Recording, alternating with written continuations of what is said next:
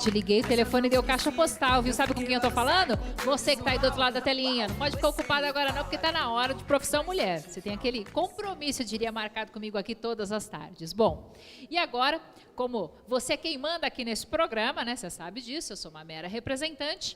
Chegou a hora de doutor Francisco Tribulato, doutor querido aí de todas as famílias, né, doutor? Milhares de mensagens, milhares de perguntas. O que acontece, gente, olha, as perguntas nunca são descartadas, né? Mas chegam diversas perguntas semelhantes, então a gente dá uma filtrada. E se você ainda não teve a sua curiosidade sanada, aí fica tranquilo que logo, logo o doutor responde, né, doutor? Exatamente, um dia chega. Eu queria também agradecer a participação dos homens, viu? Olha, os homens também têm muitas dúvidas e eu acho que eles acabam usando o programa justamente como um canal de, eu diria que, de troca de informações. O homem, ele é mais acanhado para perguntar algumas coisas, né, doutor?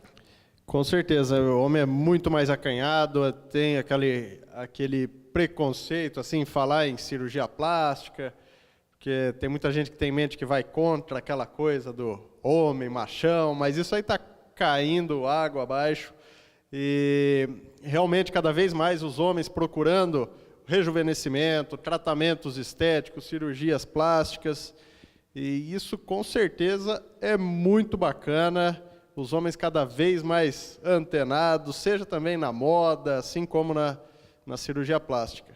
Pois é, e eu estou falando isso porque eu já começo com uma pergunta para o senhor de um homem, que é o Luiz Pedro Ricardo, que mora ali em Moema. Ele diz o seguinte, doutor, que ele tem apenas 35 anos, mas que sente que tem o rosto já um pouco mais flácido de uns 3 anos para cá, diz que é adepto de esporte, corre muito, gostaria de saber do senhor se isso acaba agravando um pouquinho essa flacidez no rosto e se ele já tem a idade indicada para algum procedimento de rejuvenescimento. Certo. Uma pergunta também muito frequente em relação a... Os pacientes chegam e falam, depois que eu comecei a fazer atividade física, deu uma intensificada nos treinos, o rosto ficou mais emagrecido, ficou mais flácido. Isso realmente acontece pela perda de gordura, realmente, que dá o suporte na face.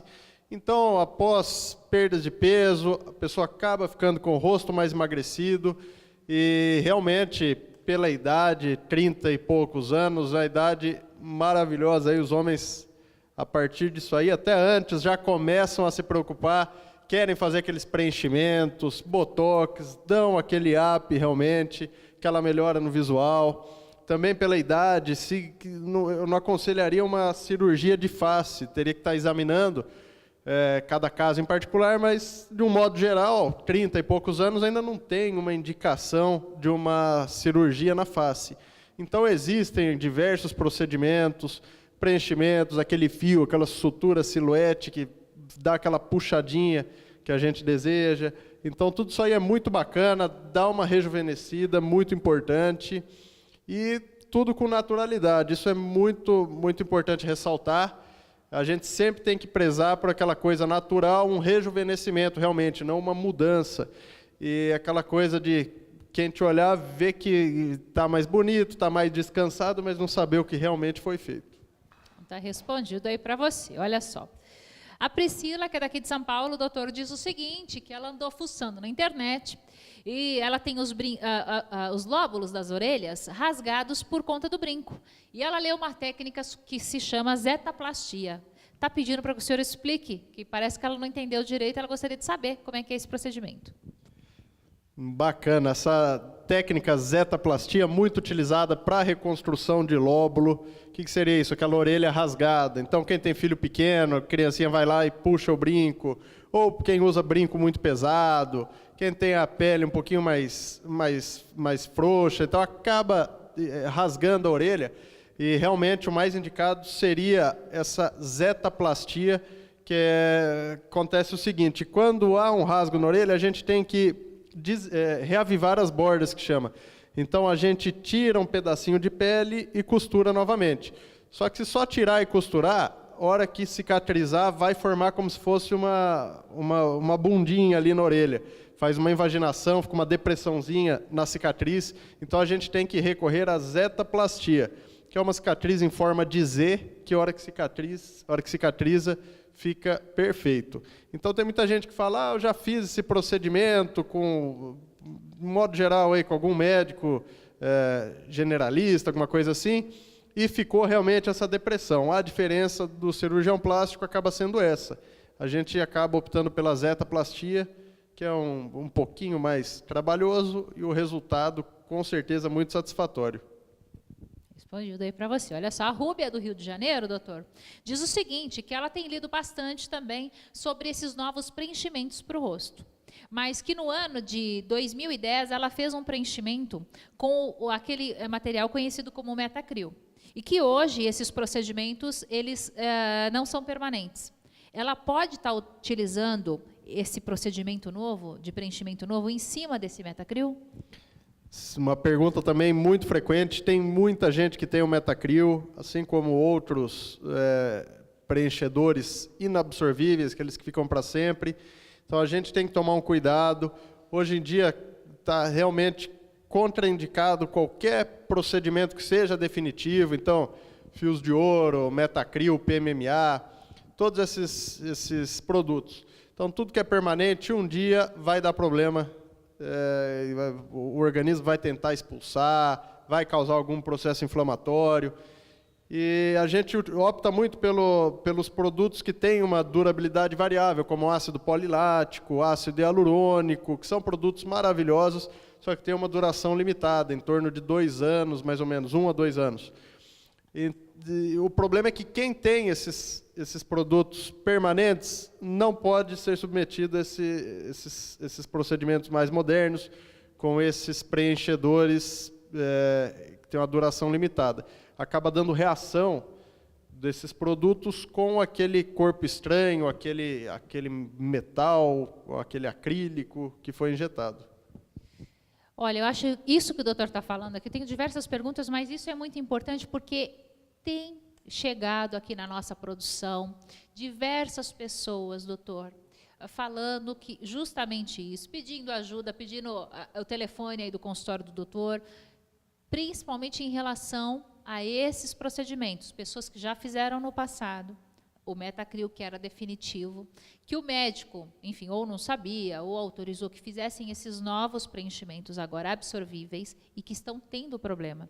Então, eu acho que fica aqui uma coisa até de alerta, né? Com certeza, e também é muito importante, tem muita gente que chega no consultório, a pessoa não quer falar para o marido, para o namorado, para a irmã, para quem seja, que já fez algum preenchimento, que já foi submetido a algum procedimento desse tipo. Então, ela chega no teu consultório e, sem muito, apesar da gente expor os riscos da interação dos medicamentos, a paciente insiste em dizer que não tem nenhum tipo de preenchedor no rosto. Então, o médico tem que ter muito cuidado com isso, examinar criteriosamente cada paciente, a área que vai ser trabalhada, porque muitas vezes a paciente acaba omitindo essa informação de que já fez um procedimento anteriormente. E se a gente realizar um desses preenchimentos novamente, com esses produtos absorvíveis, que são os permitidos hoje em dia, pode dar um problema grave para o paciente. Gente, fica aí o alerta, não pode mentir nem omitir nada para o médico. Por favor, é a sua saúde, né, doutor? Com certeza, tem que falar tudo para o médico. O médico tem que ser seu melhor amigo ali naquele momento da consulta. Então, olha aí. Dá tempo ainda, meu diretor? Então, vamos lá. Ó, a Renata, que é de Osasco, diz o seguinte, olha aí, mais uma vez falando do preenchimento, que leu em algum artigo aí, que ela quer aumentar o bumbum. E que é possível, sim, fazer isso com produto injetável, não só a prótese de silicone. É verdade isso, doutor? Existem muitas pessoas que fazem por aí os preenchimentos, tem o Aqualift, tem o Metacril, e do mesmo modo que na face, é um perigo, não é aconselhável. A Sociedade Brasileira de Cirurgia Plástica, ela não recomenda o uso desses mecanismos.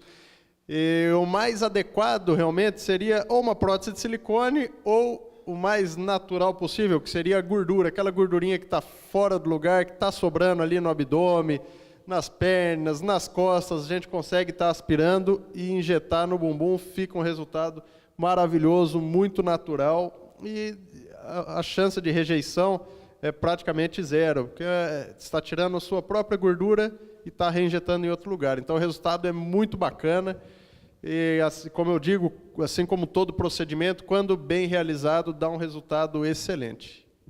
Fica outro alerta aí, gente. Por favor, olha, cuidem de vocês mesmos. Às vezes a mulherada quer muito fazer as coisas e fica tentada aí por valores bem mais baixos, fora da realidade, e acaba se submetendo a procedimentos que não são aprovados. O doutor falou uma coisa muito importante aqui, procedimentos que não são aprovados pela Sociedade Brasileira de Cirurgia Plástica. Então, consulte o médico que você, enfim, que é o teu médico de sua preferência, se ele é membro da Sociedade de Cirurgia Plástica.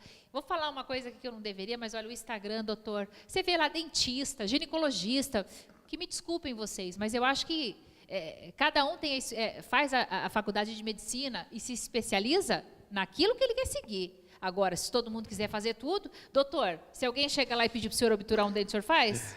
Com certeza não, cada um na sua área. E essa questão da banalização de procedimentos estéticos, cirurgias plásticas.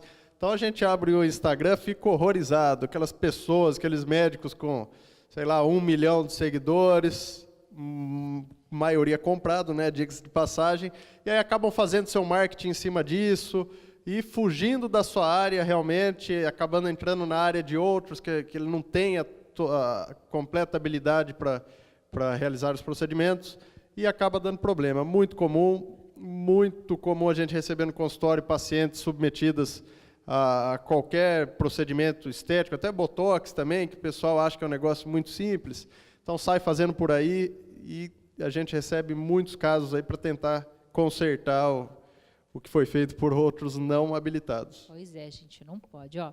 Mas agora nós vamos para um rápido intervalo, você não sai daí que ainda tem mais Profissão Mulher para vocês, hein? Bate lá, volta cá. Que pra mim ele não é rei.